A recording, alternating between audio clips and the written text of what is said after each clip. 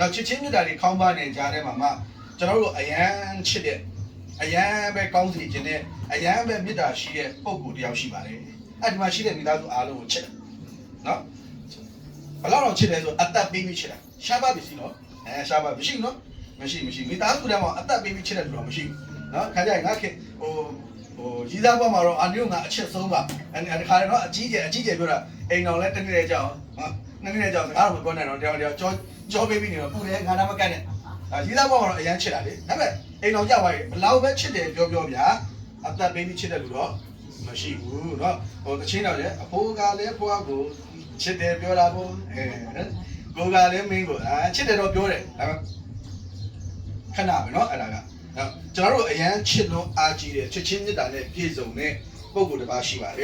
်လူသားတွေမှာရှိတဲ့မကောင်းမှုတွေအရာအားလုံးကင်းစင်စေဖို့လူသားတွေမလုံနိုင်တဲ့မကောင်းမှုအားလုံးကလွတ်မြောက်စေဖို့ဒီလောကကြီးကဖတ်ခွာသွားရင်အထဲထဲမှာတန်ဖိုးရှိတဲ့ဝိညာဉ်ရှိတယ်အဲ့ဒီဝိညာဉ်ကကောင်းတဲ့နေရာရောက်ဖို့ကျွန်တော်တို့ရဲ့နေထိုင်ကြင်ကြံမှုကြောင့်ကောင်းတဲ့နေရာမရောက်နိုင်ပေမဲ့ကျွန်တော်တို့ကိုယ်စားကောင်းတဲ့နေရာရောက်ဖို့အတွက်ချစ်လို့အားကြီးလို့ဒီလောကကိုကြွလာခဲ့ပါတယ်အဲ့ဒါကတော့အရှင်ယေရှုခရစ်တော်ဘုရားဖြစ်ပါတယ်လူသားအလုံးကိုချစ်တာနော်ဘယ်လိုလူမျိုးပဲဖြစ်ပါစေဘယ်ဘာသာဝင်ပဲဖြစ်ပါစေခါကြယေရှုခရစ်တော်ဘုရားလို့ပြောတဲ့အခါမှာလူတွေတော်တော်များများကခရစ်ယာန်တွေရဲ့ဘုရားကရင်တွေရဲ့ဘုရားလို့ဒီလိုမှတ်ပါတယ်ကျွန်တော်ကြည့်တော့မဖြစ်နိုင်ဘူးကျွန်တော်ကရင်လူမျိုးမှမဟုတ်လားကြည့်တော့ကျွန်တော်လည်းချစ်တယ်လေလူမျိုးအားလုံးကိုချစ်ပါတယ်ဘယ်လိုပုံကိုပဲဖြစ်ဖြစ်စင်ရတာလည်းချစ်တယ်ချမ်းသာတဲ့လူကိုလည်းချစ်ပါတယ်ဘယ်ဘာသာဝင်ပဲဖြစ်ဖြစ်အကုန်လုံးကိုချစ်တယ်အဲ့ဒီဘုရားကလောကကိုကြွလာလေဘာလာလုပ်ပေးလဲဆိုတော့ဒီမှာရှိတဲ့မိသားစုတွေကျွန်တော်မှရှိတဲ့မကောင်းမှုတွေအားလုံးကံကြွေဝတ်ကြွေတန်တရားကြွေအားလုံးအတွက်အဲ့ဒီအရှင်ယေရှုခရစ်တော်ဘုရားကလဝါကတိုင်မှာလာပြီးအသေးခံပေးတာဖြစ်ပါတယ်ကျွန်တော်အရင်ကမြင်မှုကတော့လဝါကတိုင်အဲ့မှာလည်းသေလာလည်းတွေ့မှုပါတယ်ဘာမှသိမှမသိကြဘူးလေတော်များတကယ်တော့လူသားတွေမှာရှိတဲ့မကောင်းမှုတွေအာကုသိုလ်တွေကံကြွေဝတ်ကြွေတွေအဲ့ဒီအားလုံးကိုယ်စားသူကလဝါကတိုင်မှာလာပြီးတော့အသေးခံပေးတာဖြစ်ပါတယ်လူသားအားလုံးပဲတေပြီးပြရလို့မပြီးဘူးလေလူသိရင်ပဲသွားရတယ်တင်းញိုင်းလေမဟုတ်လားတေသွားရင်ပဲဖို့လေတင်းញိုင်းအဲ့လိုပဲအရှင်ယေရှုခရစ်တော်ပြတဲ့လဝါကတဲ့မှာတေပြီးတဲ့ခါမှာပဲဖို့လေဆိုတင်းញိုင်းကိုပို့ပါတယ်ဒါပေမဲ့လူကတော့တင်းញိုင်းမှာလမ်းဆုံးသွားပြီဒါပေမဲ့အရှင်ယေရှုခရစ်တော်ပြကတင်းញိုင်းမှာလမ်းမဆုံးဘူးပြ3ရက်မြောက်သောနေ့မှာတေခြင်းမြစ်စုမှန်ကိုအောင်မြင်ပြီးတော့မှထာဝရအသက်ရှင်တော်မူသောဖခင်ဖြစ်ပါတယ်နော်3ရက်မြောက်သောနေ့မှာတေခြင်းမြစ်စုမှန်ကိုအောင်မြင်သောဖခင်ဖြစ်ပါတယ်ထိုရှင်ဘုရားလှုပ်ဆောင်ခဲ့ပြီးတဲ့အရာယုံကြည်စိတ်ချတဲ့ဆိုရင်တတ်မလို့မှာဖျားရှိတဲ့ရက်ကိုတေချဧကံမှုချကြမှာဖြစ်တယ်။အိမ်ပြန်ရောက်ရင်နှစ်ဖူးပေါ်ပဲလက်တင်းလက်ပေါ်ပဲနှစ်ဖူးတင်းနော်စဉ်းစားကြည့်နော်ပြောချင်တာလေမှောက်ပဲအိမ်ပက်လက်ပဲအိမ်ပေါ့ဗျာစဉ်းစားငါတို့ဒီလောကကြီးကထွက်ခွာသွားရင်မနေ့ပြန်ဆိုမသေးကြဘူးဒီနေ့စဉ်းစားအချိန်မလွန်ခင်နဲ့ခုနကချင်းလေးကငါတို့ဒီလောကကြီးကထွက်ခွာသွားရင်ဘယ်သွားမလဲစဉ်းစားကြည့်အဖြေရှိတယ်ဆိုအယံဝမ်းသာတယ်အယံဝမ်းသာအဖြေမရှိဘူးဆိုရင်အခုကျွန်တော်တို့ဓမ္မကုသိုလ်ပြုတဲ့အရာလေးကိုစဉ်းစားပါကျွန်တော်တို့ကိုယ်စားမကောင်းတဲ့အာကုသိုလ်လွတ်ဖို့ကိုယ်စားလုပ်ပြီးတဲ့ကဲနားလေလူမျိုးရေရခြေပေးတာအရှင်ယေရှုခရစ်တော်ဘုရားကအဲ့ဒါကိုယုံကြည်စိတ်ချမယ်ဆိုရင်တမလွန်မှာဖျားရှိတဲ့ရက်ကိုဧကံမှုချရောက်ပါဗျာစိတ်ချနော်ဖျားရှိတဲ့ရက်ကျွန်တော်တို့ရဲ့အကျင့်သီလအကောင်းမှုကုသိုလ်ကြောင့်မဟုတ်ဘူးဖျားကိုယ်တိုင်လုပ်ပေးတဲ့အရာကြောင့်ကျွန်တော်တို့ရောက်ရှိမှာဖြစ်ပါတယ်ဒါကတမလွန်မှာလို့သေးတယ်ဒီလောကကြီးကထွက်ခွာသွားမှအဲ့ဒါကိုကျွန်တော်တို့ဖျားရှိကိုရောက်မှာလောကမှာနေတဲ့ခါမှာလေလိုတဲ့အရာမရှိဘူးလာ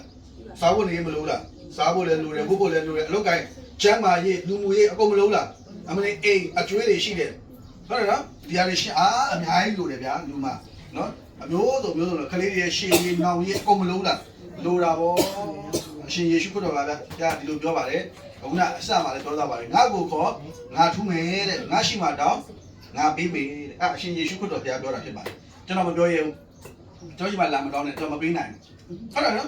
်ဟုတ်တယ်မလူရှိမှတော့တောင်းရင်လူတွေရှိမှတော့တောင်းရင်ကိုယ့်တဲ့အစဉ်ပြေတဲ့လူရှိမှတော့တောင်းရင်ဘယ်နှချိန်တောင်းရ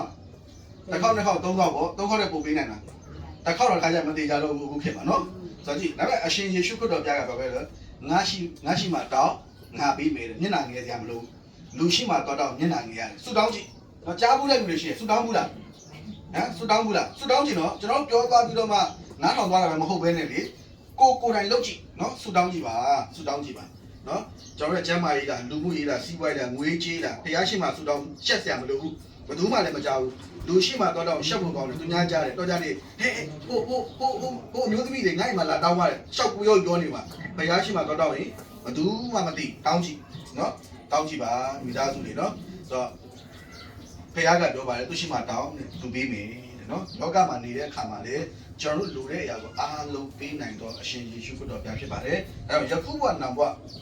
တမလို့မှာဖခင်ကအေကံမုတ်ချပေးနိုင်တော့အရှင်ယေရှုခရစ်တော်ဘုရားဖြစ်တဲ့တေခြင်းမြစ်စုမှန်ကိုအောင်မြင်တော်မူသောဖခင်ဖြစ်ပါတယ်လို့နော်အဲကြောင့်လူတွေဘာကြောင့်တေရလဲလို့ပြောတဲ့အခါမှာတချို့ကတေနေစိလို့တေတယ်ပြောတယ်တေခြင်းတန်လို့တေတယ်ပြောတယ်ကျမ်းစာမှာဒီတိုင်းပြောတယ်လူအပေါင်းတို့သည်အပြစ်ရှိသောကြောင့်တေခြင်းတို့ရောက်ရတယ်လူတွေဘာကြောင့်တေတယ်လူတွေမှာအပြစ်ရှိလို့တယ်မကောင်းမှုအာကုသူတွေရှိလို့တချို့ကဒီမှာတေနေတိမ်မိုင်းတွေကိုရေးထားတယ်လို့နော်တေခြင်းတန်လို့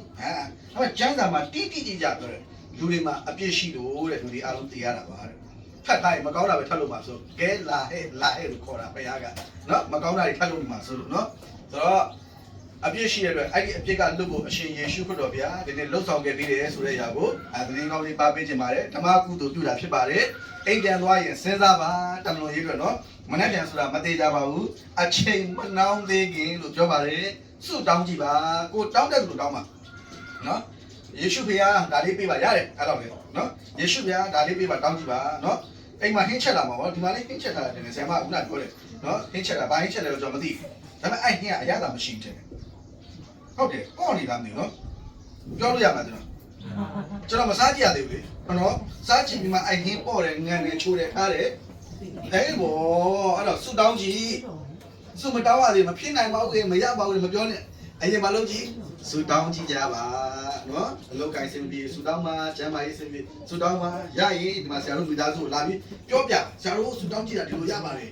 ကျမ်းမာတွေဆူတောင်းတာတော့ဒီလိုဖြစ်ပါတယ်အဲ့ဒါလာပြီးတော့မှပြောပြလို့ရတယ်ဆိုတာကိုပြောရင်းနဲ့